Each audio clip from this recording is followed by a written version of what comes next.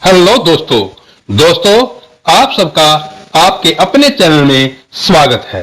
आज हम बात करेंगे एक कहानी की जिसका नाम है धोखेबाज बेटा। मेरे पड़ोस में बूढ़े अंकल और आंटी रहते हैं। उनके घर अक्सर मैंने एक आंटी को आते देखा है। मैं एक दिन किसी काम से उनके यहां गई हुई थी तो मैंने देखा वही आंटी जो अक्सर उनके यहां आती थी वो भी वहां मौजूद थी और बहुत दुखी व परेशान लग रही थी। मैंने जब उनसे उनकी तबीयत के बारे में पूछा तो कहने लगी कि बस बेटा किसी तरह से अपने दिन पूरे कर रही हूं। ये जीना भी कोई जीना है जो पति के जीते जी अकेला रहना पड़ रहा है। और ऐसा कहकर वो फूट फूट कर रोने लगी। मैंने उनको चुप कराने की बहुत कोशिश की लेकिन उनके आंसू थे कि रुकने का नाम ही नहीं ले रहे थे। बहुत देर बाद जाकर जब उनका रोना बंद हुआ तो मैंने उनसे पूछा, आंटी अगर आप सही समझे तो मुझसे अपना दुख साझा कर सकती हो। बहुत सोचने के बाद उन्होंने अपनी चुप्पी तोड़ी और कहने लगी कि बेटा क्या बताऊं, मेरी किस्मत में ही दोष है, किसी का कोई कसूर नहीं है, भोगना ही पड़ेगा। मैंने कहा कि आंटी आप ऐसे क्यों कह रही हो? तो वो कहने लगी यह किस्मत ही तो है जो मेरे पति के होते हुए मैं अकेली रह रही हूं। शायद मुझ में ही कोई कमी होगी वरना मेरे साथ ऐसा क्यों होता। मैंने पूछा, आंटी आप क्या कह रही हो? मुझे कुछ समझ में नहीं आ रहा। फिर कुछ देर सोचने के बाद वह बताने लगी कि मेरा भरा पूरा परिवार है, 2 बेटी है, 1 बेटा है। दोनों बेटियों की शादी एक संपन्न परिवार में हुई है। दोनों अपनी गृहस्थी में बहुत खुश हैं। बेटा भी शादीशुदा है और विदेश में एक अच्छी कंपनी में कार्यरत है। अभी कुछ ही महीने पहले बेटे का मेरे पति के पास फोन आया था कि उसे किराए का मकान बहुत महंगा पड़ रहा है, इसलिए उसे वहां पर एक मकान खरीदना है। उसने कहा कि हमारा दिल्ली में जो घर है उसे बेचकर यहां एक घर ले लेते हैं और आप दोनों मेरे पास ही रहना। पहले तो मेरे पति तैयार नहीं हुए लेकिन उनके बार बार मनाने पर वो घर बेचने को राजी हो गए। 1 महीने के अंदर ही घर बिक गया। हम लोगों ने किराए पर एक छोटा सा घर ले लिया, बेटे को पैसे ट्रांसफर कर दिए और उसने विदेश में एक घर खरीद लिया। कुछ महीने बाद मेरे पति की बेटे से बात हुई तो बेटे ने कहा कि पापा अभी आप मेरे पास आ जाओ, मम्मी बाद में आ जाएंगी। कुछ दिन उनको दीदी के यहां छोड़ दो। बेटे की बातों में आकर मेरे पति बेटे के पास चले गए। कुछ दिन बेटी के यहां अच्छी तरह से बीते। एक दिन बेटी और दामाद के झगड़े में दामाद ने कह दिया कि तुम्हारी मम्मी यहां कब तक रहेंगी?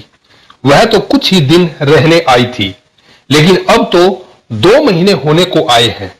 तुम अपने भाई से बात करो कि अपनी मम्मी को लेकर जाए।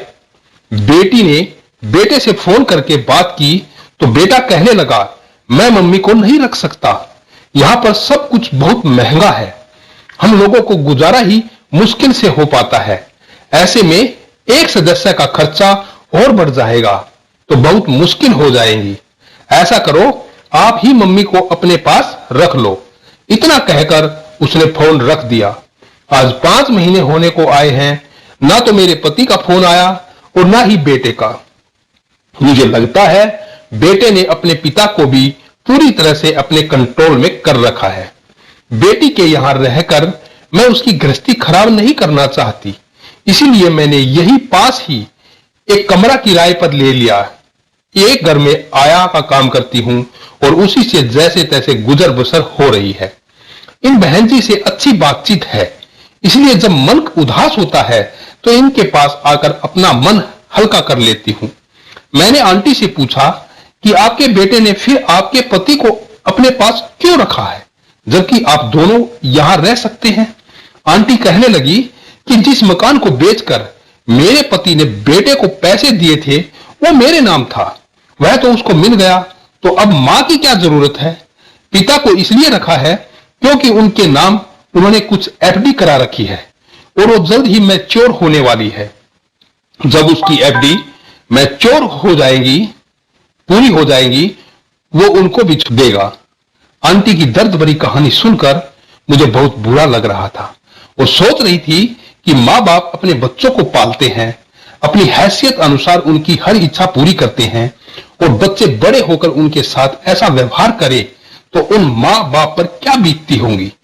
मुझे तो सुनकर ही बहुत शर्म महसूस हो रही है और सोच रही थी क्या यही दिन देखने के लिए माँ बाप अपने बच्चों को पैदा करते हैं।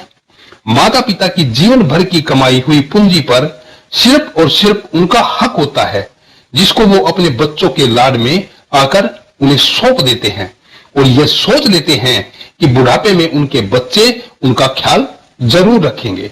लेकिन बच्चे उनके लाड प्यार का नाजायज फायदा उठाते हैं और माँ बाप से उनकी धन संपत्ति छीनकर उनको दर दर की ठोकरें खाने के लिए मजबूर कर देते हैं, फिर उन्हें वृद्ध आश्रम में छोड़ जाते हैं। उन बच्चों को यह ध्यान रखना चाहिए कि जो व्यवहार वह आज अपने माता पिता के साथ कर रहे हैं, कल उनके बच्चे भी उनके साथ वैसा ही व्यवहार करेंगे। दोस्तों, ये समय का चक्कर है, लौटकर जरूर आता है। दोस्तों, आज की ये कहानी धोखेबाज बेटा आपको कैसी लगी? अगर आपको अच्छी लगी है तो आप अपने इस चैनल को सब्सक्राइब करना, वीडियो को लाइक करना, शेयर करना और कमेंट करके जरूर बताना दोस्तों।